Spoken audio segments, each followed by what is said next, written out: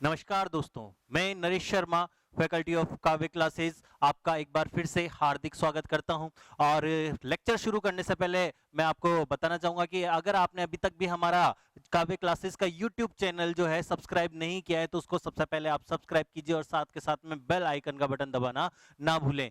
दोस्तों, हम पिछली कक्षाओं में पढ़ चुके हैं 2019 के जो है जनवरी, फरवरी, मार्च से संबंधित महत्वपूर्ण करंट अफेयर्स। और इस बीच में हमारी क्लास रुक गई थी कोरोना वायरस के कारण, लॉकडाउन के कारण। मैं भी जो है घर पे था, लेकिन अब हम वापस आपके लिए जो है घर से ही फिर से एक बार फिर से शुरू कर रहे हैं, ताकि आपका ये जो समय है, महत्वपूर्ण समय, कीमती समय, जो ये यूं ही व्यर्थ ना जाए, आप लगातार सीखते रहें। तो इस कारण से हम आपके लिए फिर से एक बार यहाँ पर उपस्थित हुए हैं, ताकि आपको वापस से करंट डेटा हम उपलब्ध करा सकें। तो इसी क्रम में जो है हमने मार्च तक के करंट अफेयर्स पिछली कक्षाओं में पढ़े थे। आज हम जो है अप्रैल 2019 के जो है करंट अफेयर्स के बारे में चर्चा करेंगे। और दोस्तों, 2019 क्यों महत्वपूर्ण है? तो 2019 हमारे लिए इसलिए महत्वपूर्ण है कि 2020 के जो शुरुआती महीने हैं, अभी हम 5वें महीने में दस्तक देने वाले हैं, लेकिन इस साल जो है ज्यादा कुछ घटनाएं नहीं हुई, क्योंकि सबके ऊपर जो है बादल मंडरा गए कोरोना वायरस के। तो जितने भी खेल आयोजन होने थे, जितनी भी सभाएं होनी थी, घटनाएं वगैरह, सब जो है इस नोबेल कोरोना वायरस की वजह से सब के सब ठहर से गए हैं। तो जितनी भी आगामी परीक्षाएं होने वाली हैं, तो सभी परीक्षाओं के लिए जो है हमें 2019 को बहुत ही महत्वपूर्ण ढंग से तैयार करके रखना होगा दोस्तों। तो आपको पिछले, अगर मेरे पिछली जो है 2019 के आपको डेटास देखने हैं, तो आप हमारे पिछले वीडियोस पर जाकर आप उनको देख सकते हैं काव्य क्लासेस के यूट्यूब चैनल पर। और आज जो है मैं आपके लिए अप्रैल 2019 के जो है महत्वपूर्ण तथ्य जो है तारीख के अनुसार आज हम चर्चा करेंगे उसके ऊपर। तो सबसे पहले बात करें हम 1 अप्रैल 2019 की। तो इस दिन क्या क्या घटनाएं हुई है 1 अप्रैल 2019 को? तो 1 अप्रैल 2019 को जो है भारत के 3 जो बड़े सरकारी बैंक हैं, जिनमें एक तो नाम है बैंक ऑफ बड़ौदा, दूसरा नाम है विजया बैंक, और तीसरा नाम है देना बैंक। तो ये तीनों बैंकों का जो है क्या कर दिया गया है, विलय कर दिया गया है। किस दिन? 1 अप्रैल 2019 को। तो इन तीनों बैंकों को मिलाकर एक ही बैंक में विलय कर दिया गया है, जिसका नाम है बैंक ऑफ बड़ौदा। तो अब जो है ये विजया बैंक और देना बैंक भी जो है किसमें सम्मिलित हो चुके हैं? बैंक ऑफ बड़ौदा में सम्मिलित हो चुके हैं। और इसी के साथ जो है भारत में राष्ट्रीयकृत जो बैंकों की संख्या पूर्व में थी 19, अब इन दो बैंकों के इसमें विलय होने के कारण ये हो चुकी हैं 17 दोस्तों। लेकिन जो है आगे के महीनों में, अगस्त के महीने में सरकार ने जो है और भी बैंकों का विलय किया है। तो इस कारण से वर्तमान में तो जो है कितने राष्ट्रीयकृत बैंक जो है भारत में कार्यरत हैं? 11 राष्ट्रीयकृत बैंक भारत में कार्यरत हैं। और इन तीनों बैंकों का विलय होने के बाद ये संख्या जो है कितनी हुई थी? 17 संख्या हो गई थी। तो 1 अप्रैल 2019 को bank of Baroda, Vijaya bank और देना बैंक, तीनों बैंकों को मिलाकर जो है किस में बदल दिया गया? बैंक ऑफ बड़ौदा में चेंज कर दिया गया। इसके अलावा बात करें 9 अप्रैल 2019, 9 अप्रैल 2019 को क्या हुआ?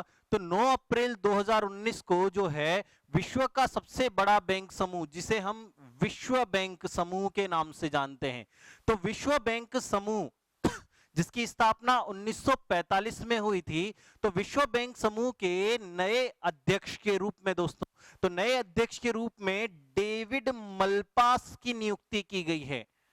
डेविड मलपास, जो कि अमेरिकी मूल के ही व्यक्ति हैं, यूएसए के व्यक्ति हैं डेविड मलपास, इनकी नियुक्ति की गई है।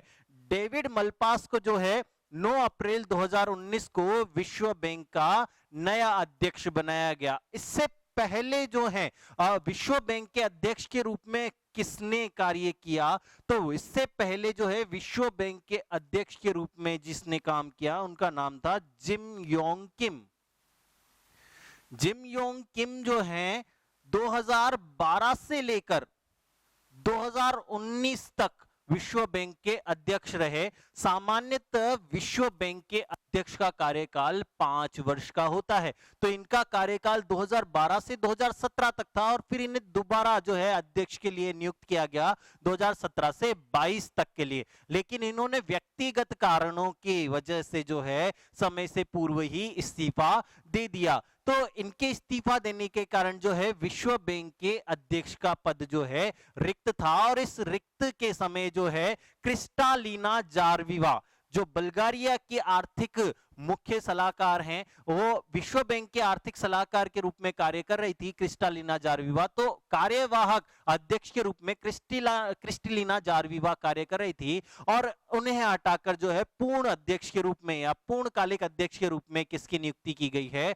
डेविड मलपास की नियुक्ति की गई है। तो विश्व बैंक के जो नए अध्यक्ष बने हैं इनका नाम है डेविड मलपास, जो कि यूएसए के ही हैं दोस्तों। और मैंने बताया विश्व बैंक की स्थापना कब की है? 1945। और विश्व बैंक का जो मुख्यालय है वो कहां पर है दोस्तों? तो विश्व बैंक का मुख्यालय है वॉशिंगटन डीसी, जो कि कहां की राजधानी है? अमेरिका, यूएसए की राजधानी है। और विश्व बैंक में कुल सदस्य जो हैं, तो विश्व बैंक में कुल 189 सदस्य हैं और अंतिम सदस्य देश जो बना है इसका वो बना है नोरू।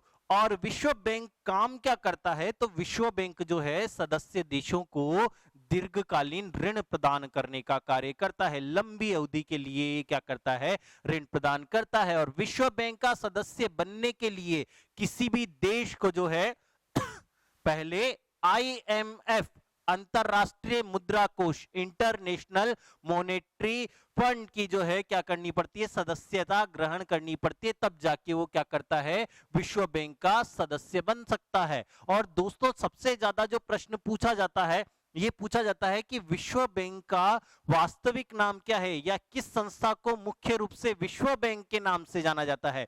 तो दोस्तों विश्व बैंक जो है 5 संस्थाओं के समूह को कहा जाता है, इसलिए विश्व बैंक को विश्व बैंक समूह के नाम से भी जाना जाता है। और विश्व बैंक जो है 5 संस्थाओं के समूह को कहा जाता है, जिसमें IBRD international bank of reconstruction and development, अंतरराष्ट्रीय पुनर्निर्माण एवं विकास बैंक, दूसरा जो संस्था है इसमें इसका नाम है IFC इंटरनेशनल फाइनेंस कॉरपोरेशन, अंतरराष्ट्रीय वित्त निगम, तीसरा जो है इसको बोलते हैं IDA इंटरनेशनल डेवलपमेंट एसोसिएशन, अंतरराष्ट्रीय विकास संघ, चौथा है ICSID international centre for settlement of investment dispute, अंतरराष्ट्रीय निवेश विवाद निवारण केंद्र, और नंबर 5 जो है मीगा मल्टीलेटरल इन्वेस्टमेंट गारंटी एजेंसी, बहुशाखीय वित्तीय गारंटी प्राधिकरण। तो ये 5 संस्थाएं जो हैं विश्व बैंक समूह में शामिल है और इन्हें सामूहिक रूप से विश्व बैंक कहा जाता है। किंतु इसमें भी जो IBRD है अंतरराष्ट्रीय पुनर्निर्माण एवं विकास बैंक, IBRD जो है इसे ही मुख्य रूप से विश्व बैंक के नाम से जाना जाता है। और इसकी स्थापना जो है दोस्तों ये कब हुई है? तो इसकी स्थापना हुई है 1945 में। और बात करें IDA की, IDA को जो है उदार ऋण खिड़की के नाम से भी जाना जाता है। और क्यों जाना जाता है इसको उदार ऋण खिड़की के नाम से? क्योंकि ये जो है जो ब्याज या जो ऋण देता है उसके ऊपर कोई ब्याज नहीं लेता है, इसके कारण इसे जो है उदार ऋण खिड़की कहा जाता है। तो इन 5 संस्थाओं को मुख्य रूप से जो है विश्व बैंक के नाम से जाना जाता है। और इन 5 में से भी यदि पूछ लिया जाए कि विश्व बैंक किसे कहा जाता है तो IBRD को विश्व बैंक कहा जाता है दोस्तों। और विश्व बैंक के नए अध्यक्ष जो बनाए गए हैं ये बनाए गए हैं डेविड मलपास, जो यूएसए के ही हैं। 5 साल का इनका कार्यकाल होगा और इनको जो है 9 अप्रैल 2019 को जो है क्या किया गया है? नियुक्त किया गया है दोस्तों। तो जल्दी से इसका स्क्रीनशॉट ले लीजिए आप।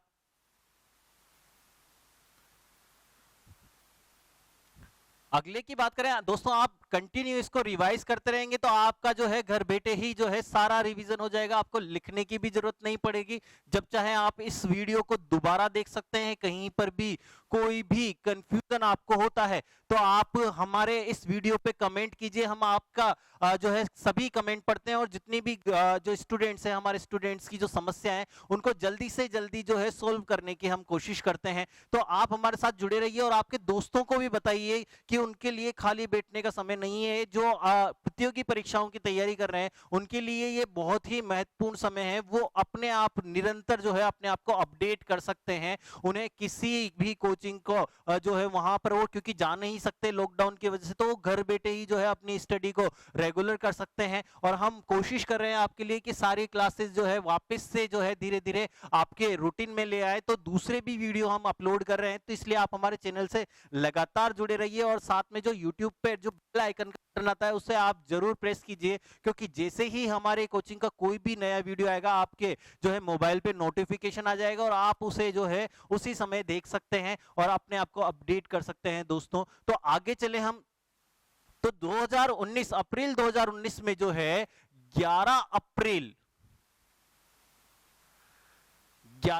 2019 से जो है दोस्तों क्या हुआ है, 11 अप्रैल 2019 से देश में 17वीं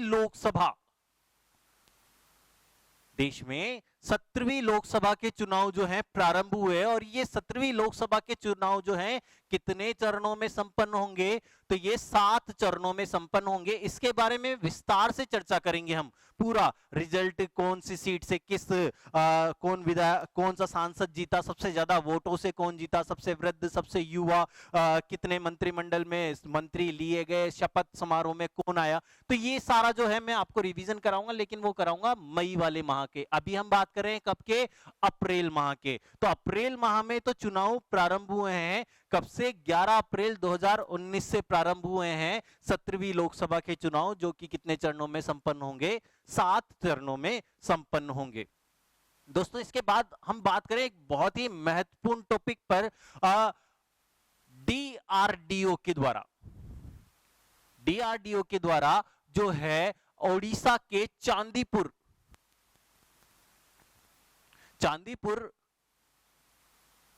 में जो है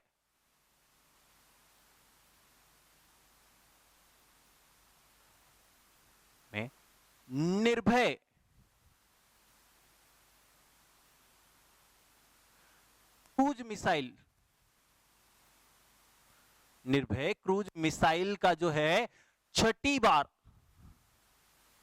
सफल प्रक्षेपण किया गया, या 6ठी बार जो है सफल परीक्षण किया गया। तो देश में डीआरडीओ ने क्या किया है, ओडिशा के चांदीपुर परीक्षण स्थल पर निर्भय क्रूज मिसाइल का 6ठी बार सफल प्रक्षेपण किया है। और ये क्रूज मिसाइल जो है ये एक सबसोनिक क्या है, क्रूज मिसाइल है। सबसोनिक क्रूज मिसाइल का अर्थ क्या है, और ये सबसोनिक क्रूज मिसाइल है जो क्या कर सकती है, लंबी दूरी को निशाना बना सकती है। दोस्तों तो अब ये जो है मिसाइल एक आपके लिए जो है बहुत ही महत्वपूर्ण टॉपिक है। आप चाहे रेलवे का एग्जाम ले लीजिए, चाहे एसएससी का एग्जाम ले लीजिए, और भी हाई लेवल के एग्जाम ले लीजिए, तो इस मिसाइल से संबंधित बहुत सारे महत्वपूर्ण शब्द हैं जिनके बारे में हम चर्चा करेंगे। तो सबसे पहले बात ये है कि निर्भय क्रूज मिसाइल, नाम है निर्भय क्रूज मिसाइल, सबसोनिक टाइप की क्रूज मिसाइल है और लंबी दूरी की मिसाइल है। इसका 6ठी बार सफल प्रक्षेपण किया है हमारे किसके द्वारा, डीआरडीओ के द्वारा। तो इन सबके बारे में हम चर्चा करेंगे। तो सबसे पहली बात तो हम बात करें कि मिसाइल किसे कहते हैं। तो मिसाइल को हिंदी में कहा जाता है दोस्तों प्रक्षेपास्त्र।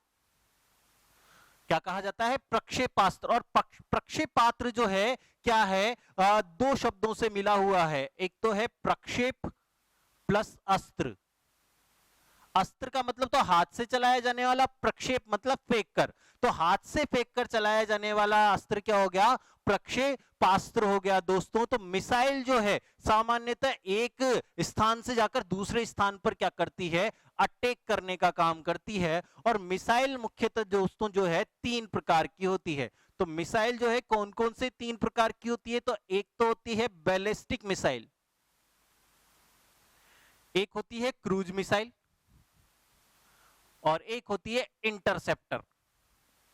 दोस्तों बहुत ही महत्वपूर्ण टॉपिक है ये आपके लिए, और बहुत ही सिंपल भाषा में मैं आपको ये मिसाइलों के प्रकार समझा दूंगा। तो आप जो जो भी पढ़ रहे हैं अपने दोस्तों को भी बताइए कि इतना महत्वपूर्ण टॉपिक है जिसको आप इतनी आसानी से समझ सकते हैं। तो मिसाइल फेंककर चलाया जाने वाला हथियार या अस्त्र मिसाइल कहलाती है, और मिसाइल मुख्यतः 3 प्रकार की होती है, बैलिस्टिक, क्रूज और इंटरसेप्टर। कई बार सवाल पूछा जाता है प्रश्न में कि सवाल पूछा जाता है कि एग्जाम में कि कौन सी मिसाइल सतह से हवा पर वार करती है, हवा से सतह पर वार करती है, सतह से सतह पर वार करती है। तो ये अगर आपने इन तीनों में अंतर समझ लिया तो आप अपने आप जवाब दे दोगे कि कौन सी मिसाइल सतह से सतह पर वार करेगी, कौन सी मिसाइल सतह से हवा पर वार करेगी, कौन सी हवा से सतह पर वार करेगी या सतह से जल पर वार करेगी। तो ये जो है बहुत ही महत्वपूर्ण टॉपिक है। इसलिए तो बात करें हम तीनों में अंतर क्या है, किसे बैलिस्टिक कहेंगे, किसे क्रूज कहेंगे और किसे इंटरसेप्टर मिसाइल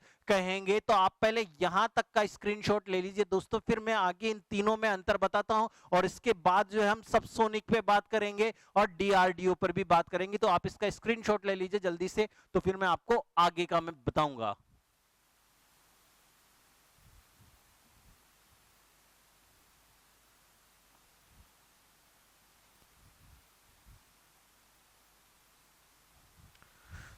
तो दोस्तों सबसे पहले हम बात करते हैं बैलिस्टिक मिसाइल के बारे में।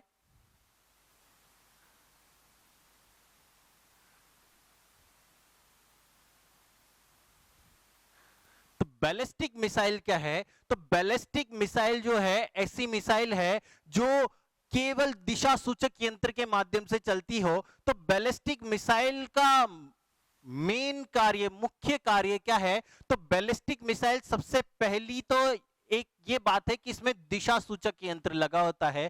दिशा सूचक यंत्र लगा होता है तो इसका अर्थ क्या है? तो जैसे मान लीजिए कि हमारे यहां पर कोई बैलिस्टिक मिसाइल जो है छोड़ी गई है, बैलिस्टिक मिसाइल, तो इसमें क्या होता है, बहुत ही कम मात्रा में ईंधन होता है, और ये क्या करती है, मिसाइल पृथ्वी के वायुमंडल के सबसे ऊपरी सतह पर जाती है, और इसमें केवल इतना ही ईंधन भरा जाता है कि ये केवल कहां जा सके, पृथ्वी के सबसे ऊपरी वायुमंडल पर जा सके। तो ये सबसे ऊपरी वायुमंडल पर चली जाएगी और वहां से ये अपना निशाना जो है निर्धारित करती है, क्योंकि इसमें दिशा सूचक यंत्र लगा होता है। अब मान लीजिए इसका निशाना यहां पर है, तो ये अपने आप, अब इसमें क्योंकि ईंधन खत्म हो चुका है, ऊपर जा चुकी है, तो ये अब किसका प्रयोग करेगी? पृथ्वी के गुरुत्वाकर्षण बल का प्रयोग करेगी और सीधे जो है क्या होगी, अपने निशाने पर जाकर लग जाएगी। अब दोस्तों इसमें क्या है, एक बाउंडेशन है, इसकी एक सीमा है कि इसमें अगर एक बार आपने निशाना निर्धारित कर दिया तो इसके बाद इसका निशाना हटाया या परिवर्तित नहीं किया जा सकता है। इसी कारण से ये जो है बैलिस्टिक मिसाइल दुश्मन के रडार में आसानी से पकड़ में आ जाती है। लेकिन बैलिस्टिक मिसाइल की ये विशेषता है कि बैलिस्टिक मिसाइल को जो है काफी लंबी दूरी के लिए भी निशाने के लिए प्रयोग में लिया जा सकता है। भारत ने हाल ही के वर्षों में जो है अग्नि 5 जो है बैलिस्टिक मिसाइल का परीक्षण किया है, और अग्नि 5 जो है लगभग 5000 किलोमीटर तक की दूरी तक का वार करने में सक्षम है, और साथ में 1.5 टन तक का वार हेड मतलब परमाणु अस्त्र ले जाने में जो है सक्षम है। और भारत अभी जो है अग्नि 6 पर प्रयोग कर रहा है, जिसकी मारक क्षमता 9000 किलोमीटर तक भी संभव बनाने की कोशिश की जा रही है। तो बैलिस्टिक मिसाइल यही है कि इसमें इतना ही ईंधन होता है कि ये ऊपर तक जा सके और उसके बाद अपने निशाना साधती है, और इसमें एक बार निशाना साधने के बाद इसमें परिवर्तित नहीं किया जा सकता है दोस्तों। और इसकी विशेषता, क्योंकि अब इसमें निशाना परिवर्तित नहीं किया जा सकता है, तो इसका प्रयोग जो है सदैव सतह से सतह के लिए ही किया जाता है। तो बैलिस्टिक मिसाइल का प्रयोग जो है सतह से सतह तक के लिए ही किया जाता है। तो बैलिस्टिक मिसाइल के जो प्रमुख उदाहरण हैं, तो प्रमुख उदाहरण है अग्नि और पृथ्वी। तो जितनी भी अग्नि और पृथ्वी मिसाइलें हैं वो सब कौन सी मिसाइलें हैं? बैलिस्टिक, और ये वार कैसे करती हैं? सतह से सतह पर वार करती हैं दोस्तों। इसके पश्चात हम बात करें दूसरा टाइप मिसाइल का, क्रूज मिसाइल। क्रूज मिसाइल, अब क्रूज मिसाइल का अर्थ जो है क्या होता है, तो सबसे पहले हम बात करें क्या है क्रूज। क्रूज का मतलब होता है लहरें, और क्रूज एक हमारा जो है छोटा सा जो है पानी पर चलने वाला जहाज भी होता है जिसको हम क्रूज बोलते हैं। तो क्रूज जो है, क्रूज का मतलब होता है लहरें, और जिससे वो क्रूज जो जहाज होता है वो लहरों पर अपनी जो है दिशा कैसे भी परिवर्तित कर सकता है। तो क्रूज मिसाइल भी जो है एक बार दागने के पश्चात जो है क्या कर सकती है, अपना निशाना परिवर्तित कर सकती है। तो क्रूज मिसाइल की ये विशेषता होती है कि उसको एक बार दागने के पश्चात वो अपना निशाना परिवर्तित कर सकती है, और इसकी गति बहुत ही तेज होती है। गति तेज क्यों होती है, तो ये जो है बैलिस्टिक मिसाइलों के अगर बैलिस्टिक मिसाइलों से तुलना करें तो उससे ये कहीं ज्यादा छोटी होती है, और इसमें एक इंजन लगा होता है पावरफुल जो इसको रफ्तार देता है, और इसकी रफ्तार बहुत तेज होती है दोस्तों। और ये जो है सतह से बहुत नीचे भी उड़ सकती हैं, एकदम सतह के आसपास उड़ सकती है। तो इस कारण जो है ये दुश्मन के रडार में भी जो है का पकड़ में नहीं आती, और इस कारण से क्रूज मिसाइलें जो है अपने आप में काफी खतरनाक होती हैं। और भारत जो है क्रूज मिसाइल के क्षेत्र में विश्व का अग्रिम देश आप हम कह सकते हैं, क्योंकि विश्व की जो सबसे मारक जो क्रूज मिसाइल है पहले अमेरिका के पास हुआ करती थी टॉम हॉक। टॉम हॉक ये मिसाइल का नाम है क्रूज मिसाइल का, लेकिन भारत के पास जो है क्या है, सबसे शक्तिशाली जो है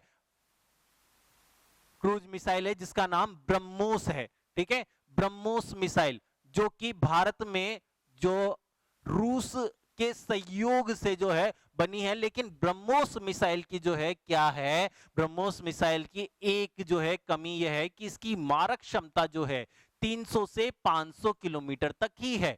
और भारत क्योंकि 300 से 500 किलोमीटर है और टॉम हॉक की जो है क्षमता इससे ज्यादा थी, तो इस मामले में कमजोर पड़ गया था। लेकिन ब्रह्मोस की जो है गति बहुत तेज थी, और चूंकि भारत पहले जो है एमटीसीआर का सदस्य नहीं था, तो इस कारण से जो है रूस ने इस 500 किलोमीटर से ज्यादा मारक क्षमता की जो है तकनीक भारत को देने से मना कर दिया था, क्योंकि भारत किसका सदस्य नहीं था, एमटीसीआर का तो सदस्य नहीं था। तो इस कारण ने जो है भारत ने किस पर कार्य किया, खुद ने ही निर्भय पर कार्य किया। अभी बताया मैंने निर्भय मिसाइल का परीक्षण किया है जिसकी मारक क्षमता कितनी है, 1000 किलोमीटर तक की है। तो ये भारतीय स्वदेशी तकनीक पर जो है आधारित मिसाइल है। और एमटीसीआर का मतलब क्या है, ये बहुत ही महत्वपूर्ण पॉइंट है एमटीसीआर। तो एमटीसीआर का मतलब है मिसाइल टेक्नोलॉजी कंट्रोल रेमिट्स। तो ये एमटीसीआर एक संगठन है ऐसे देशों का जो क्या है, नेविगेशन और मिसाइल प्रक्षेपास्त्रों की तकनीक आपस में साझा करता है। और ये देश जो है एक दूसरे के ऊपर प्रतिबद्ध हैं कि ये टेक्निक इस ग्रुप के अलावा बाहर किसी भी देश को नहीं देंगे। तो भारत ने ब्रह्मोस जो विश्व की सबसे तेज गति की मिसाइल है ये बना ली थी, लेकिन इसकी मारक क्षमता कम थी, और भारत को क्योंकि भारत एमटीसीआर का सदस्य नहीं था तो इस कारण से भारत को ये तकनीक नहीं दी। तो भारत ने खुद ने ही क्या किया, निर्भय मिसाइल पर कार्य किया और इसे बनाकर ही दम लिया। तो निर्भय जो है वर्तमान में क्या है, भारत की सबसे अधिक दूरी की मारक क्षमता वाली क्रूज मिसाइल है। और क्रूज मिसाइल की यह विशेषता है कि इसे जो है क्रूज किसी भी क्रूज मिसाइल को जो है सतह से, वायु से, जल से और पनडुब्बी से कहीं से भी छोड़ा जा सकता है। और क्योंकि ये निशाना जो है अपना बदल सकती है तो इसको सतह से सतह पर भी, सतह से वायु पर भी और सतह से जल पर भी और जल के अंदर तक भी जो है कहीं पर भी दागा जा सकता है। तो ये हर कहीं पर क्या कर सकती है, अपना निशाना बना सकती है। तो सतह से सतह पर, सतह से वायु पर, सतह से जल पर और सतह से पानी के अंदर तक भी ये निशाना मार सकती है। तो ये जो है ब्रह्मोस और निर्भय, ये दो ऐसी मिसाइलें हैं जो कहीं से भी कहीं पर वार कर सकती हैं। तो हमारे पास दो तरह की मिसाइलें होंगे, बैलिस्टिक और क्रूज मिसाइल, जो क्या करती हैं सतह से सतह पर, और ये सतह से किसी भी स्थल पर जो है क्या कर सकती हैं, वार कर सकती हैं। और तीसरी तरह का जो है है मैंने आपको बताया कौन सी थी, इंटरसेप्टर। और इंटरसेप्टर का बात करें तो इंटरसेप्टर मिसाइल किसको बोलते हैं, तो इंटरसेप्टर का मतलब होता है अवरोधक। और अवरोधक का मतलब क्या है, तो जैसे किसी देश ने क्या किया है, हमारे ऊपर बैलिस्टिक मिसाइल छोड़ दी है, तो हमारे रडार में वो पहले से ही पता लग गया कि किसी देश ने हमारे ऊपर क्या छोड़ी है, बैलिस्टिक मिसाइल छोड़ी है। अब क्योंकि बैलिस्टिक मिसाइल का रास्ता जो है एकदम क्या होता है, सीधा होता है, वो पलट नहीं सकता, तो इसको क्या बोलते हैं, इंटरसेप्टर क्या कर सकती है कि हमने क्या किया, इस मिसाइल को हवा में उड़ाने के लिए इधर से मिसाइल छोड़कर उसको हवा में ही नष्ट कर सकते हैं, तो ऐसी मिसाइल को क्या बोलते हैं, इंटरसेप्टर मिसाइल बोलते हैं। और भारत के पास जो है बराक है, इसके अलावा आकाश है, ये मिसाइलें जो है क्या करती हैं, हवा में ही निशाना बनाने में सक्षम है। इसके अलावा जो है क्रूज मिसाइल में काफी सारे शब्दावली हमारे पास में आती हैं, जैसे कि सबसोनिक, सुपरसोनिक, हाइपरसोनिक। वैसे तो ये फिजिक्स के टर्मिनोलॉजी है दोस्तों, लेकिन सामान्य भाषा में मैं आपको बता दूं, सबसोनिक का अर्थ है ध्वनि की गति से कम, ध्वनि की गति से कम। तो ये जो है निर्भय, ये क्या है, सबसोनिक मिसाइल है, जो कि क्या है, ध्वनि की गति से कम है, और इसकी मारक क्षमता जो है लगभग कितनी है, ये 1 घंटे में 800 किलोमीटर तक की जो है क्या कर सकती है, दूरी तय कर सकती है। सुपरसोनिक का मतलब होता है कि ध्वनि की गति से भी अधिक, और हाइपरसोनिक का मतलब होता है ध्वनि की गति से 5 गुना ज्यादा। तो ये जो है मिसाइल जो है सबसोनिक, सुपरसोनिक और हाइपरसोनिक गति से चलती है, और इन्हें जो है फिजिक्स की भाषा में मैक भी बोलते हैं, ध्वनि की गति को मैक भी सामान्यतः कहा जाता है दोस्तों। तो ये जो है हमारे मिसाइल से रिलेटेड जो है टर्मिनोलॉजी, और भारत में ये हथियार और नए जो मिसाइल प्रक्षेपण या मिसाइल निर्माण का काम जो है कौन करता है, तो भारत में ये काम करता है DRDO, जिसके ऊपर हम गर्व कर सकते हैं। देखो भारत के 2 ऐसे संस्था हैं जो हमेशा बार बार हमें प्राउड फील कराते हैं, एक तो है इसरो और एक है DRDO। इसरो का नाम आपने सुना ही होगा, अंतरिक्ष में जो है उपग्रह प्रक्षेपण के कार्य में अग्रणी है, नासा भी आजकल नासा को टक्कर देता है इसरो, और इसके अलावा DRDO भी इस मामले में अग्रणी संस्था है। और DRDO का मतलब क्या है, तो DRDO का मतलब है डिफेंस रिसर्च डेवलपमेंट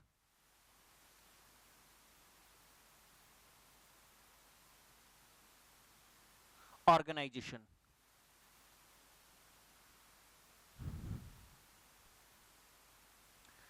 रक्षा अनुसंधान एवं विकास संगठन। और DRDO की स्थापना 1958 में की गई थी, और DRDO का मुख्यालय नई दिल्ली में है। और DRDO के अध्यक्ष सामान्यतः, या DRDO का कार्यभार और जो सारी जिम्मेदारी होती है वो भारत के रक्षा मंत्री की होती है। तो वर्तमान में इसके अध्यक्ष वैसे तो हमारे जो है राजनाथ सिंह जी हैं, लेकिन इसके जो है सिक्योरिटी जो है एग्जीक्यूटिव सिक्योरिटी जो है वो भी होते हैं। और वर्तमान में इसके जो मुख्य अधिकारी जो है वो है जी सतीश रेड्डी। तो DRDO जो है ये क्या करता है, भारत में हथियार बनाने और स्वदेशी तकनीक से रिलेटेड ये जितनी भी पनडुब्बियां और बैलिस्टिक मिसाइल का निर्माण जो काम है वो कौन करता है, DRDO के द्वारा किया जाता है दोस्तों। तो ये हमारा मिसाइल से रिलेटेड बहुत ही इंपॉर्टेंट टॉपिक है दोस्तों, आप इसको ध्यान से पढ़ लेना, आपको आराम से समझ में आ जाएगा ये सारी की सारी चीजें। और इसके अलावा बात करें अप्रैल के माह में ही एक और 25 अप्रैल 2019 को जो है 25 अप्रैल 2019 को जो है भारत को मलेरिया मुक्त बनाने हेतु, भारत को मलेरिया मुक्त बनाने हेतु एक जो है अभियान चलाया गया, मेरा भारत अभियान, मेरा भारत अभियान।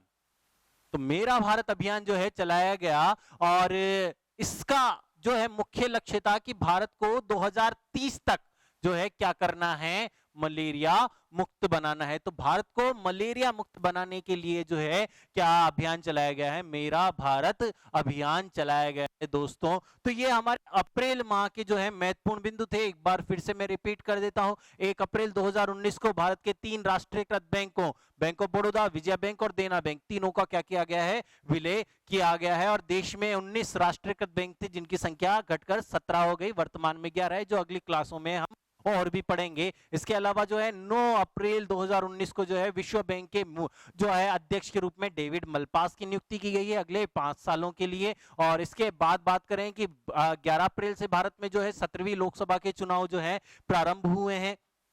और 17वीं लोकसभा के चुनाव जो है ये 7 चरणों में संपन्न हो गए। और लोकसभा चुनाव के बारे में जो है हम डिटेल में डिस्कस करेंगे अगले कक्षा में, क्योंकि मई में सारा रिजल्ट आ गया था 17वीं लोकसभा चुनाव का। और इसके बाद बात करें 15 मार्च को ओडिशा के चांदीपुर परीक्षण स्थल पर जो है DRDO के द्वारा निर्भय सबसोनिक क्रूज मिसाइल का जो है क्या किया गया, 6ठी बार सफल परीक्षण किया गया। और निर्भय क्रूज मिसाइल जो है लंबी दूरी की क्रूज मिसाइल है। और मिसाइलों के बारे में मैंने बताया 3 तरह की मिसाइल होती है, बैलिस्टिक, क्रूज और इंटरसेप्टर। बैलिस्टिक जिसका एक बार निशाना साधने के बाद परिवर्तन नहीं किया जा सकता, क्रूज कहीं से भी कहीं पर निशाना बना सकती है, और इंटरसेप्टर हवा में ही मिसाइल को समाप्त करने की जो है मिसाइल है। इसके अलावा मैंने आपको बताया था भारत जो है एसेट तकनीक प्राप्त करने वाला विश्व का 4था देश भी बन गया है। आपको इसके बारे में अगर ज्यादा डिटेल में चाहिए तो पिछली कक्षा वाला आप वीडियो देख लीजिएगा।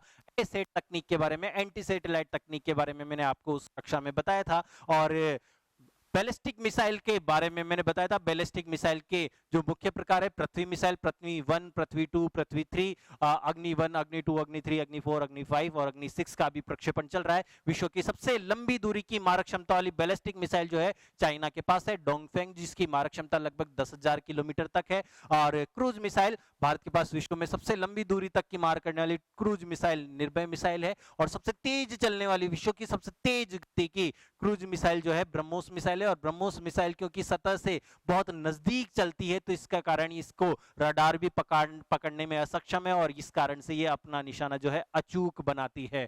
और इसके अलावा बात करें इंटरसेप्टर मिसाइल, तो हवा में ही मिसाइल को नष्ट करने की क्षमता रखती है। इसके अलावा मैंने बताया भारत पहले MTCR ग्रुप का सदस्य नहीं था। भारत 35वां MTCR में जो है कुल 35 सदस्य देश हैं, और भारत इसका कौन सा नंबर का सदस्य बना है, 35वां सदस्य बना है। ये एक ऐसा ग्रुप है जो क्या करता है, मिसाइल टेक्नोलॉजी कंट्रोल रिमिट्स का काम करता है, और मिसाइल और नेविगेशन से संबंधित तकनीकें आपस में साझा करता है। इसके बाहर वाले सदस्य, इसके जो बाहर देश है, उनको यह तकनीक जो है नहीं देता है। तो भारत भी इसका सदस्य बन चुका है वर्तमान में। और इसके अलावा मिसाइल से जुड़े जो है कुछ पॉइंट्स हैं, सबसोनिक, ध्वनि की गति से कम, सोनिक सामान्य ध्वनि की गति के बराबर, सुपरसोनिक ध्वनि की गति से तेज, और हाइपरसोनिक 5 गुना से 6 गुना तक ज्यादा हो सकती है सुपरसोनिक। और इसके अलावा जो है एक और जो है क्रूज मिसाइल जो है रेमजेट तकनीक पर आधारित है। रेमजेट तकनीक क्या है, तो रेमजेट तकनीक क्या है, क्योंकि अब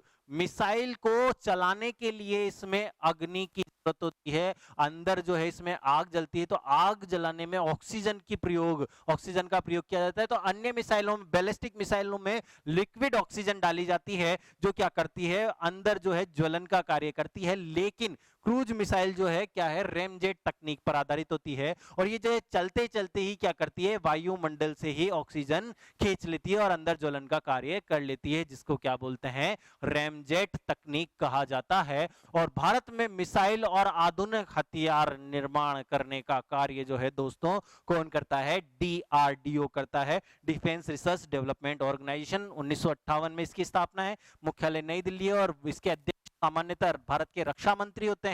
और इसके जो मुख्य अधिकारी हैं उसका कार्यभार G सतीश रेड्डी है। और DRDO में लगभग 30,000 कर्मचारी कार्यरत हैं, उसमें से 5,000 वैज्ञानिक यहां पर कार्य करते हैं। और लास्ट अप्रैल का जो है डेटा मैंने बताया, 25 अप्रैल 2019 को भारत को मलेरिया मुक्त बनाने के लिए जो है मेरा भारत अभियान चलाया गया, जिसका लक्ष्य है कि भारत को 2030 तक मलेरिया मुक्त बनाना है। तो दोस्तों आज की क्लास के लिए इतना ही। अगली क्लास में नए डेटाज में लेके जो है 2019 के फिर से आपके साथ आऊंगा। आप हमारे इस वीडियो को, अगर आपको ये वीडियो अच्छा लगा है तो इस वीडियो को लाइक करें, आपके दोस्तों दोस्तों के साथ शेयर करें। और अगर आपने अभी भी हमारा जो है काव्य क्लासेस का यूट्यूब चैनल सब्सक्राइब नहीं किया है तो उसे प्लीज सब्सक्राइब कीजिए। आप सब्सक्राइब करोगे और आप अगर शेयर करोगे तो दूसरे आपके दोस्तों को भी इसका लाभ पहुंचेगा, और आपके द्वारा किया गया ये एक प्रयास ही हमारे लिए बहुत जो है उत्प्रेरक का कार्य करेगा, और हमें इससे बहुत ज्यादा जो है एनर्जी मिलती है, हमें और भी जो है अच्छा काम करने का जो है प्रोत्साहन मिलता है। तो दोस्तों जुड़े रहिए हमारे काव्य क्लासेस के यूट्यूब चैनल से। धन्यवाद।